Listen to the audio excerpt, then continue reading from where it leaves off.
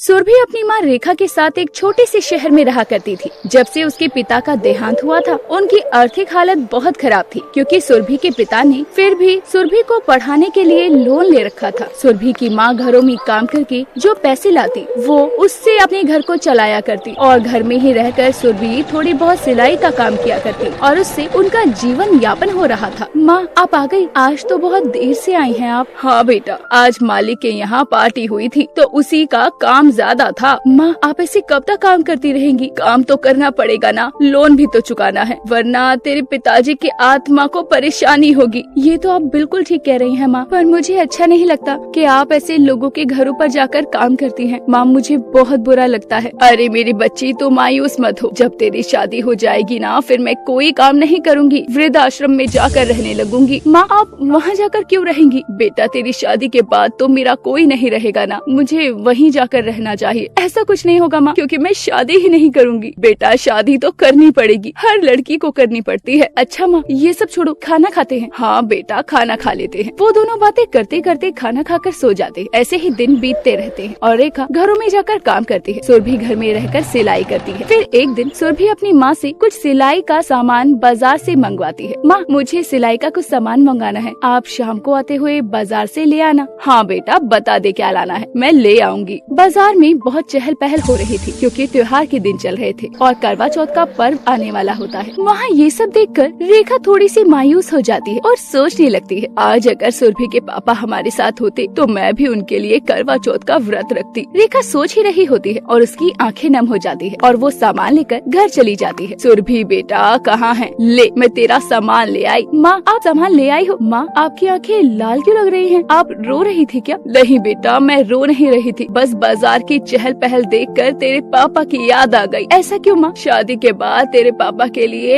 एक ही तो करवा चौथ, जब आज बाजार गई तो उनकी याद आ गई। तो क्या हुआ माँ, करवा चौथ का व्रत अब आप मेरे लिए रख सकती हो। रेखा हंसते हुए बोलती है, बेटा तू इतनी बड़ी हो गई पर समझ नहीं है, करवा चौथ का व्रत सिर्फ पति के लिए रखा जाता है। करवा चौथ होता क्या है माँ? पति और पत्नी के बीच के प्रेम को दर्शाने वाला और पूरी श्रद्धा से उपवास रखने के व्रत को करवा चौथ कहा जाता है। और सुहागन होती है ना, वो अपने पति की लंबी उम्र के लिए ये व्रत रखती है। अच्छा, ये होता है करवा चौथ? हाँ बेटा, यही होता है, जो अब मैं नहीं रख सकती। कोई बात नहीं माँ, आप परेशान मत हो। बेटा, अब मैं परेशान नहीं हूँ, बस तेरे पापा की याद आ रही थी। जब मैंने करवा चौथ का व्रत रखा था ना, तो तेरे पापा ने भी मेरे लिए व्रत रखा था। माँ, आप तो कह रही थी कि सुहागनी औरतें ये व्रत रखती हैं, तो पापा ने क्यों रखा? बेटा, जो पति अपनी पत्नी से बहुत प्यार करते हैं, वो भी उनके लिए ये व्रत रख सकते हैं। जैसे जब तेरी शादी हो जाएगी तो तेरा पति भी शायद तेरे लिए ये व्रत जरूर रखेगा। माँ, आपसे कहा ना, मैं शादी नहीं करूँगी,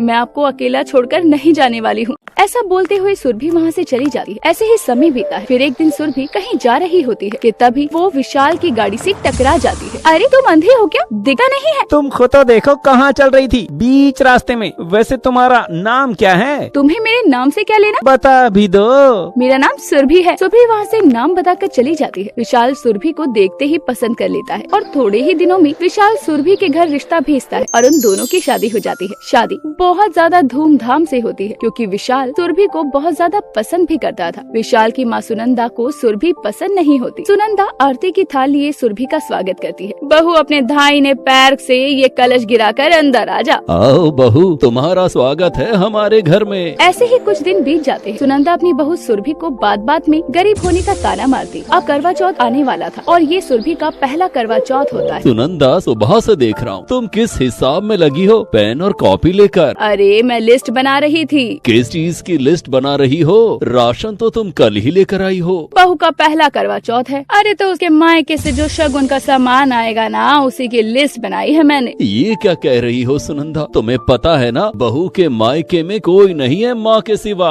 अरे तुम चुप रहो, ये रीति रिवाज हमारे पूर्वजों के बनाए हैं, मुझे इन्हें निभाने दो। सुरभि, ओ सुरभि। जी मम्मी जी। अरे सुरभि, ये लिस्ट अपनी माँ को अच्छे से समझा देना, ये सभी सामान करवा चौथ में तेरे घर से आएगा। सुनंदा, रहने दो, सुरभि की माँ इतना सब कुछ कहाँ से देगी? हम कर लेंगे बेटा, तुम उनसे बस सरगी की लिए कह देना। जी मम्मी जी, मैं अपनी माँ से कह दूंगी। ये सुनकर सुरभि रोने लगती है और ऐसा बोलकर सुरभि लिस्ट लेकर वहाँ से चली जाती है। सुरभि अपने कमरे में जाकर रोने लगती है और सोच रही होती है कि तभी उसके फोन की घंटी बजती है। हेलो हेलो, कौन बोल रहा है? मैं सिटी हॉस्पिटल का डॉक्टर बोल रहा हूँ। विशाल आपके पति हैं, इनका एक्सीडेंट हो गया था, ये हमारे हॉस्पिटल में एडमिट हैं। क्या? ये कब हुआ? आप कहाँ पर हैं विशाल जी? देखिए, मुझे तो इसके बारे में कुछ नहीं पता, पर हाँ, आपके पति खतरे में है इस वक्त। ये सुनकर सुरभि रोने लगती है और बाहर जाकर अपने सास ससुर को ये सारी बात बताती है और वो सब अस्पताल जाते हैं जहाँ पर विशाल एडमिट होता है।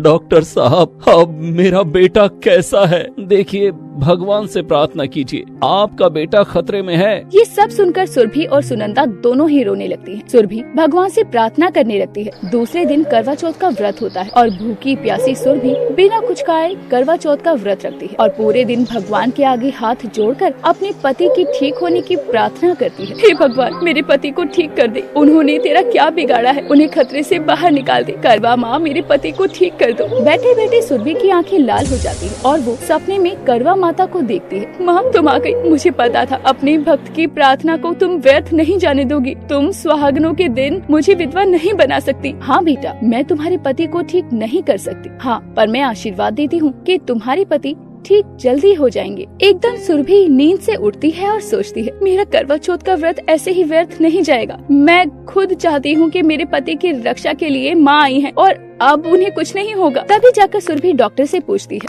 डॉक्टर साहब, अब मेरे पति कैसे हैं? अब आपके पति खतरे से बाहर हैं और वो जल्दी ठीक भी हो जाएंगे। ये सुनकर सुरभि बहुत खुश होती है और वो करवा माँ का धन्यवाद करती है। धन्यवाद माँ, तूने मेरी सुन ली और मेरे पति को खतरे से बाहर निकाल दिया। ये सब सुनंदा देखकर बहुत दुखी हो जाती है क्योंकि उसे सुरभि पसंद नहीं थी। फिर भी कितना कुछ करने के बाद सुनंदा को अपने आप पर शर्मिंदगी महसूस होने लगती है और वो सुरभि से जाकर माफी मांगती है। मुझे माफ कर दे सुरभि बेटा, मैंने तुझे कितना गलत बोला और कितना गलत समझा। मुझे लगा तू पैसों के लिए मेरे बेटे को फंसा चुकी है। मम्मी जी, आप माफी मत मांगिए, आपकी इज्जत मेरी नजरों में वैसी ही है जैसी पहले थी। नहीं बेटा, मैं तो तुझे कुछ और ही समझती थी। तू तो बहुत अच्छी है, तूने मेरे विशाल के लिए इतना कुछ किया, बिना कुछ खाए पिए व्रत भी रखा। मम्मी जी, आप परेशान मत होइए, ये सब तो मेरा फर्ज था। ये सब बात कर सुनंदा बाजार चली जाती है और सुरभि अभी भगवान के आगे अपने पति की सेहत की प्रार्थना कर रही होती है। बहू, ओ बहू। जी मम्मी जी,